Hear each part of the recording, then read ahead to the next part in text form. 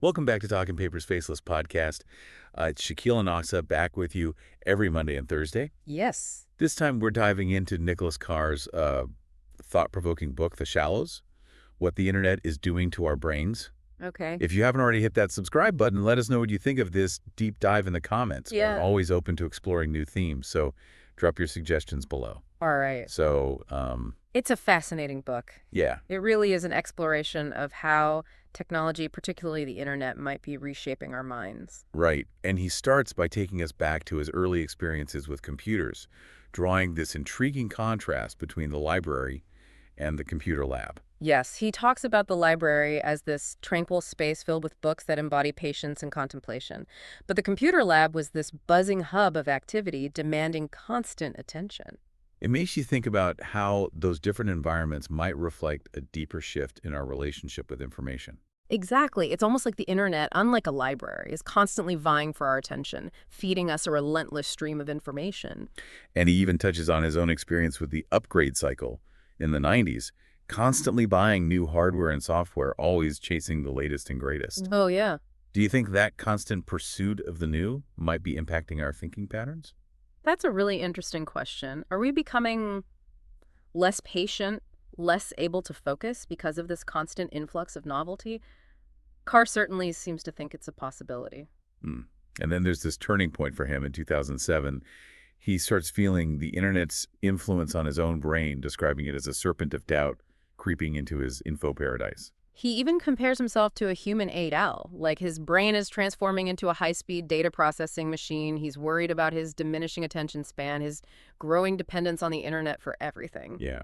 It is unsettling, isn't it, to think that the internet might be fundamentally rewiring our brains? It really is. Yeah. But to understand that idea better, we need to understand a bit about how our brains work, specifically the concept of neuroplasticity. Okay. So, Yeah. Neuroplasticity is basically the brain's ability to change and adapt throughout our lives. For a long time, scientists believed that the brain was pretty much fixed after childhood, yeah.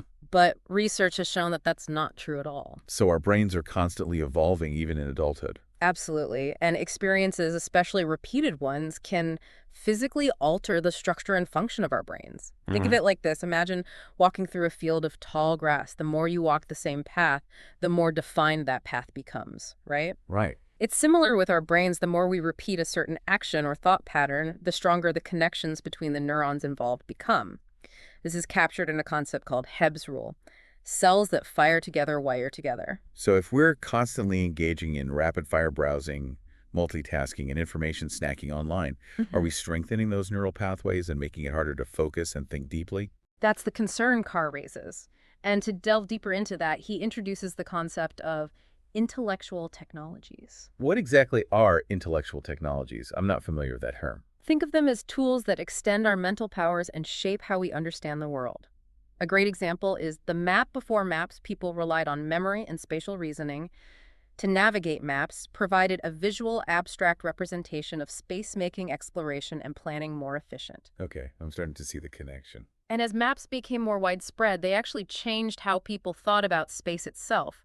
They began seeing the world in terms of fixed bounded arrangements, which is why we even use the word map to describe all sorts of things, from social relationships to ideas. So these seemingly simple tools can have a profound impact on our understanding of the world. Exactly. And the mechanical clock is another great example. Before clocks, people experienced time as a continuous flow, but clocks broke time down into precise, measurable units, leading to a more structured and regimented way of life. It's fascinating to consider how these intellectual technologies, maps, clocks, and now the internet might be shaping the very fabric of our thoughts and perceptions. It really is. Before we go any further, I want to remind our listeners to subscribe to our channel and hit that notification bell. Yes. If you're enjoying this deep dive, let us know what you think in the comments below. We love hearing your thoughts, and if you have a theme you'd like us to discuss, we're all ears. Okay. All right, now back to our conversation about the shallows. So where do books fit into this whole picture of intellectual technologies? Books are a prime example of an intellectual technology, and their evolution tells a fascinating story about how technology shapes the way we think. Can you walk us through that evolution? Take us back to the early days of writing. Before books as we know them, there were scrolls and wax tablets. These early forms of writing technology were more about recording and transmitting existing knowledge than individual creativity. But then came the Codex, the precursor to the modern book, which, with its bound pages and table of contents, allowed for a more organized and structured way of presenting information. It's like the difference between a jumbled pile of notes and a well-crafted essay. Exactly, and that shift in technology had a huge impact on the way people thought the book encouraged deep reading, individual reflection, and a sense of self-awareness. It fostered a new intellectual ethic. It allowed individuals to engage with ideas in a deeper, more personal way. Yes, and this evolution culminated with the invention of the printing press. Ah, Gutenberg, what a game changer. Absolutely. The printing press made books cheaper and more abundant, which democratized access to knowledge and accelerated the spread of literacy. It's hard to overstate how much this one invention transformed society. It's incredible to think about how it fueled the Renaissance, the Reformation, the scientific revolution. It really did lay the foundation for the modern world. It did. But now with the internet, we're seeing another massive shift in how we consume and process information. And that brings us to the heart of Carr's argument. Is this shift beneficial, or are we sacrificing something valuable in this transition? It certainly raises a lot of questions about the future of deep reading and focused thinking in the age of the internet. Well, we talked about how the printing press led to an increase in deep reading. But now with the internet, we're facing this overwhelming deluge of information. How do you think this abundance impacts our cognitive abilities? Carr highlights some compelling research in this area. He points to Jacob Nielsen's eye tracking studies, which found people tend to read online content in an F-shaped pattern, quickly scanning headlines and the first few lines of text before moving on. So instead of carefully absorbing each word, we're skimming and looking for quick takeaways. I can definitely relate to that. And that type of reading is fast and efficient for finding specific information, but it doesn't promote deep comprehension or critical analysis. It's almost like we're drinking from a fire hose. You get a lot of water, but you can't really savor it or appreciate its nuances. That's a great analogy. And then, of course, there are hyperlinks. Oh, absolutely. I'm a chronic hyperlink clicker. I start reading an article, see an interesting link, click on it, and then another. And before I know it, I'm down a rabbit hole of Wikipedia pages, completely forgetting where I started. Do you think hyperlinks encourage a more fragmented way of thinking? That's precisely Carr's point. Instead of following a linear path through a text, we're constantly jumping around pursuing tangents and disrupting our concentration. It's like our brains are becoming these giant pinball machines with thoughts bouncing all over the place. That's a vivid image, and there's research to back up that idea studies by Zhu and DiStefano have shown that people actually score lower on comprehension tests when they read hypertext compared to linear text. It seems like the constant decision-making and visual processing involved in navigating hyperlinks actually overload our cognitive abilities. It's a paradox, isn't it? Even though we have access to more information than ever before, we might be understanding less of it. Exactly, and it's not just about comprehension, it's about how we form memories, too. That's right. You mentioned working memory earlier. Can you explain how the internet might be affecting that? Working memory is that mental workspace where we hold information we're actively using. It's essential for making sense of the world and solving problems. Think of it like the RAM of our brains. The problem is that working memory has limited capacity. It can only hold a few pieces of information at a time, and when it gets overloaded, our thinking becomes muddled and inefficient. That feeling of having a fried brain from information overload is definitely something I can relate to. And that's where the internet comes in, the constant influx of information, the hyperlinks, the notifications, the multitasking. It all puts a tremendous strain on our working memory. It's like trying to juggle a dozen balls at once. Eventually, something's got to drop. And when that happens, we're less able to form those strong long-term memories that are so crucial for deep understanding. It's like we're accumulating a bunch of disconnected threads instead of weaving a rich tapestry of knowledge. That's a brilliant way to put it. And it's interesting to contrast the internet's impact with that of other technologies. Take calculators, for example. Right. People were worried that calculators would make kids bad at math, but studies actually showed the opposite. Exactly. Calculators, by freeing up working memory, allowed students to focus on higher-level mathematical concepts and problem solving. They enhanced mathematical reasoning because they acted as specialized tools that offloaded some of the cognitive work. But the internet is different. It's not a specialized tool. It's this vast, all-encompassing medium that permeates every aspect of our lives. And that's what makes its potential impact so profound. It's not just changing how we access information, it's changing how we think.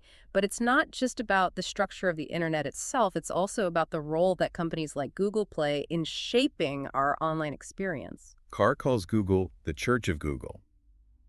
which sounds a bit ominous. Why does he use that phrase? He's highlighting Google's almost religious devotion to organizing and providing universal access to information. Their mission is to organize the world's information and make it universally accessible and useful. And they're incredibly ambitious in pursuing that mission. They've talked about creating the perfect search engine, one that understands exactly what you mean and gives you back precisely what you want. Yeah. But doesn't that raise some concerns about potential bias? Absolutely. Their algorithms play a huge role in shaping what we see and how we think. They determine the order of search results, suggest related content, and even filter information based on our past behavior. It's like Google is creating a personalized filter bubble for each of us, showing us what it thinks we want to see. That's a bit unsettling. It makes you wonder if we're getting a truly balanced and objective view of the world. And then there's the question of memory. With Google and other online databases at our fingertips, we're increasingly outsourcing our memory to machines. We no longer need to remember fact dates or even entire books because we can look them up instantly. It's like having a giant external hard drive for our brains. But is that necessarily a bad thing? That's the question Carr grapples with. He draws a parallel with Socrates' ancient warning about the dangers of writing. Socrates was wary of writing. I didn't know that. He believed that writing would weaken people's memories and make them less capable of independent thought. He saw memory as something sacred and personal, something that shouldn't be entrusted to external tools. That's a fascinating perspective. But didn't writing ultimately lead to an explosion of knowledge and culture? It did, and Carr acknowledges that, but he's urging us to be mindful of the trade-offs.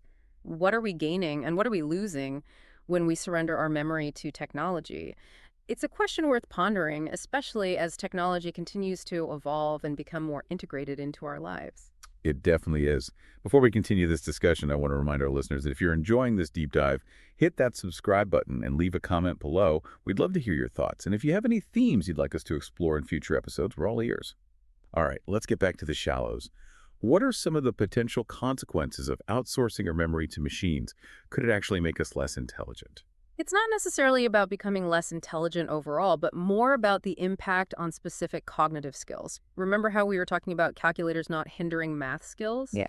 While the internet might be different, it may not make us dumber, but by constantly providing easy access to information and answers, it reduces the need for us to think deeply and make connections on our own. So maybe we're trading depth for speed. We're becoming incredibly efficient at finding information, but perhaps losing the ability to truly process and integrate it. That's a great way to put it. We might be sacrificing the ability to synthesize information, to turn it into genuine knowledge and understanding. That's a sobering thought. So is there anything we can do about it? Are we doomed to become shallow thinkers forever glued to our screens? Carr doesn't believe so. In fact, he ends The Shallows on a rather hopeful note. He describes how after finishing the book, he decided to take a break from the internet. A digital detox. Exactly. He disconnected from email, social media, and all those tempting distractions. He even went back to using pen and paper for writing. I'm curious, how did that experiment go for him? He describes it as a challenging but ultimately rewarding experience. At first, he felt the pull of the internet, the urge to check his inbox or browse the web. But as time went on, those cravings lessened, and he found himself able to focus more deeply, to think more clearly, and to engage with the world in a more mindful way. It sounds like disconnecting from the internet allowed him to reconnect with himself in a meaningful way. That seems to be his takeaway. Of course, disconnecting entirely isn't realistic for most people, but we can all take steps to create a healthier relationship with technology. What are some things we can do? I'm sure our listeners would love to hear some practical tips. One simple strategy is to set aside specific times for internet use, and to stick to those limits. Treat the internet like a tool, not a constant companion. Another helpful tip is to create distraction-free environments for focused work and reading.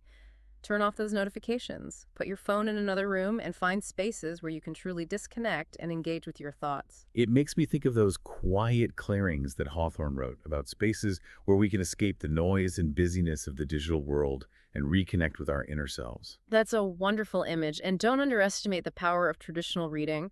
Make time for books, engage with long-form writing, and rediscover the joys of deep, sustained attention. I love that it sounds like a great recipe for a healthy mind in our increasingly digital world. It just might be the key takeaway here is that we have a choice. We can passively let the internet shape our minds, or we can actively shape our use of the internet. We need to be mindful, deliberate, and intentional about how we engage with technology. Absolutely. Technology is a tool. And like any tool, it can be used for good or for ill. It's up to us to decide how we want to wield it.